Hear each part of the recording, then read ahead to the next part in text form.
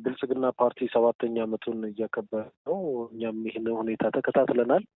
ያለፉትን አመታቶች በሰፊው ገምግመናል። ለኢትዮጵያ በጣም የመከራ አመታት፣ የስቃይ አመታት፣ ምናልባትም ኢትዮጵያ በታሪኳ ከባዱን ጊዜ ያለፈችበት አመት ነው። ያም ሆኖ ብልጽግና በእድገት ጎዳና በከፍታ ባቡሩ በጥሩ ሁኔታ እየሄደ ነው በሚል ሌሎች ምሳሌዎችን መሬት ላይ ያልወረዱ እየመሰለ ያው ሲያከብር ስናይ እንደ ሀፓ እነዚህ ሰዎች ሌላ ዓለም ውስጥ ነው እንዳሉት የሚል ጥያቄ እንድንጠይቅ ሆነናል። ይህች ሀገር ኢኮኖሚዋ ሙሉ በሙሉ እየወደመ ያለበት፣ ለጦርነት እየዋለ ያለበት፣ ትላልቅ ገጸ በረከቶቿ ባዕዳን እንደልባቸው እየተቀራመቱ ያለበት ሁኔታ ነው ያለው። ዳር ድንበሯ ሉዓላዊነቷ የተደፈረበት ሁኔታ ነው ያለው። በውስጥ ግጭት በከፍተኛ ደረጃ በታሪኳ የተወጠረችበት፣ በኢትዮጵያ ታሪክ ውስጥ እንደዚህ በውስጥ ግጭት የተያዘችበት ጊዜ የለም። አማራ፣ ኦሮሚያ፣ ትግራይ በአጠቃላይ በመላው ሀገሪቱ ሰላም የለም። እነዚህ ሁሉ ደግሞ ዋና መለያቸው ገዢው ፓርቲ ብልጽግና በዜጎች በሰላም ወጥተው እንዳይገቡ የሚያደርግ ፖሊሲ በመያዝ ከዛም በላይ ደግሞ ዜጎች በሀገራቸው ባይተዋር እንዲሆኑ፣ የባይተዋርነት ስሜት እንዲሰማቸው፣ የዜግነት መብታቸው እንዳይከበር፣ ኢትዮጵያዊነት ከባድ ፈተና ውስጥ የወደቀበት፣ ጠባብ ብሔረተኝነት የበለጠ ያበበበት አመታት፣ የፖለቲካ ምህዳሩ ሙሉ በሙሉ በሚባል ደረጃ እየተዘጋ ያለበት ሁኔታ፣ ጋዜጠኝነት የታፈነበት፣ አጠቃላይ የሰላማዊ ዜጋ ህይወት ከባድ ፈተና ውስጥ የገባበት 7 አመታት ነው ያለፉት። ስለዚህ ንጹሐን አልቀዋል። ከፍተኛ የሆኑ ወንጀሎች በዚች ምድር ላይ ተፈጽመዋል። ሰብአዊ መብቶች ተጥሰዋል። እገታዎች በየቀኑ አሉ። ሴቶች ይደፈራሉ። ከፍተኛ በደሎች አሉ እና ይሄ አመት 7 አመት የሚያከብሩበት ጊዜ ሳይሆን የበለጠ ራሳቸውን ፈትሸው እንደውም ስልጣን የሚለቁበት ነበረ። ቆም ብለው ደግሞ ነገሮችን ለማስተካከል የሚጥሩበት ነበረ መሆን የነበረበት። ያንን በብልጽግና ፓርቲ አላየንም። የበለጠ በስህተት መጓዝ ነው እያየን ያለ ነው። ስለዚህ ይሄ 7 አመታት የክስረት አመታት ናቸው ለኢትዮጵያውያን።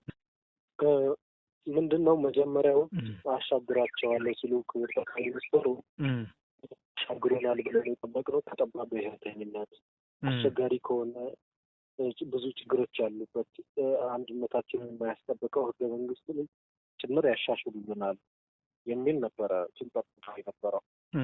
እሳቸው ግን ከጠባብ ብሔረተኝነትም አላሻገሩንም። የተሻሻለ ህገ መንግስትም የለም። እንዲሁም እየባሰ ህወሓት ኢህአዴግ የሰራቸው ጭምር ብልጽግና ያላባት ይሉታ የፈጸመበት በጣም ብዙ የህገ መንግስት ዞች ኢቭን ያለው እንኳን የሰብአዊ መብት ላይ የህገ መንግስቱ የደነግጋቸዋል ከዓለም አቀፉ ህጎችም የወሰድናቸዋል። ለዛን ጭምር ወደ አለማክበር ዜጎችን ያለ ምንም ፍርድ ቤት ትዕዛዝ እንዲሁም ፍርድ ቤት ሳያቀርቡ አስሮ ማቆየት፣ በየካምፑ ወስዶ ማስቀመጥ፣ መሰወር ከቤተሰብ ከሃይማኖት አባት በአጠቃላይ እኔም ጨምሮ ብዙ ሰዎች የዚህ ሰለባ ሆነናል። ስለዚህ ያለው ህገ መንግስቱን እንኳን አክብሮ ማስከበር ጭምር ነው የጠፋው። የተገባው ቃል ያ ኢትዮጵያ በጣም ታማበታለች ብለን የምናስበው ጠባብ ብሔረተኝነት እሳቸውም ተጸይፈው ኢትዮጵያዊነትን ከፍ አድርገው ሲያጎሉ እንኳን ህዝብ የኢትዮጵያ ህዝብ ይቅርና ጭምር የሀባም ጭምር ደግፏቸው ነው ወደ ኢትዮጵያ የገባው። ይህማ ለውጥ ነው፣ በሰላማዊ ትግል ጠንክረን መታገል አለብን በሚል ጥያቄ ሲቀርብ ከመንግስት በደስታ ነው ጥያቄውን ተቀብሎ ወደ ኢትዮጵያ ይገባል። እነዚህ ለጥቂት ጊዜ ቆዩ። ከዛ በኋላ ወዲያውኑ ስርዓቱ ባህሪውን ለዋውጦ ወደ ሌሎች እንቅስቃሴዎች ገባ። በዛም ክፉኛ አዝነናል።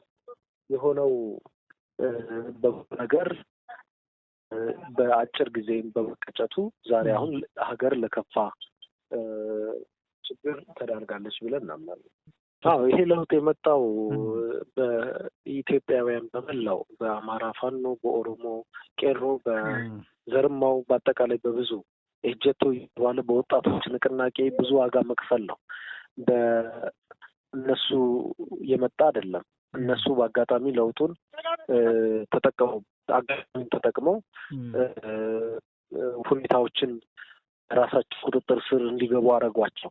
ያንን እድል ተጠቀሙበት። እኛ በወቅቱ የነበርን የፖለቲካ ኃይሎች፣ ሌሎችም የኢትዮጵያ ሕዝብ ማድረግ የነበረብን ጉዳዩ ላይ ለእነሱ ሙሉ በሙሉ አምነን መስጠት ሳይሆን የምርም ቁጭ ብለን በጋራ ፍኖተ ካርታ መቅረጽ፣ ሽግግር መንግስትም ያስፈልግ ስለነበር በወቅቱ ወይ ሽግግር መንግስትም ካለ አሊያም ደግሞ እንዲሁ በአደራ መልክ የምንሰጣቸው ነገርም ካለ በጥልቀት መወያየት ይገባል።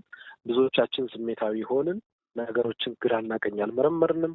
በአጠቃላይ መተማመኖች ነበሩ ዝም ብሎ በሚናገሯቸው ቃላቶች እና በፖለቲካ ውስጥ የማይፈጸሙ ስህተቶችን ጭምር የፖለቲካ ኃይሎች ተሳስተን ህዝባችንን ከፍተኛ ዋጋ እንዳስከፈልነው ይሰማናል። ያጋጠመን መልካም እድል በአግባቡ አልተጠቀምንበትም። እርሶ ይምሩን፣ እርሶ ያሻግሩን ነው ያልናቸው።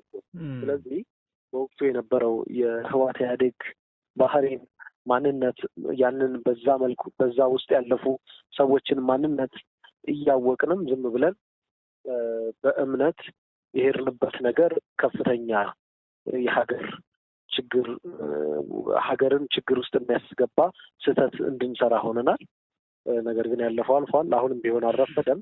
ቆም ብሎ ሁኔታዎችን ማሰብ፣ ብቻ ሀገር ከገባችበት ቀውስ የሚያወጡ መፍትሄዎችን መተለም ከሁላችን ይጠበቃል።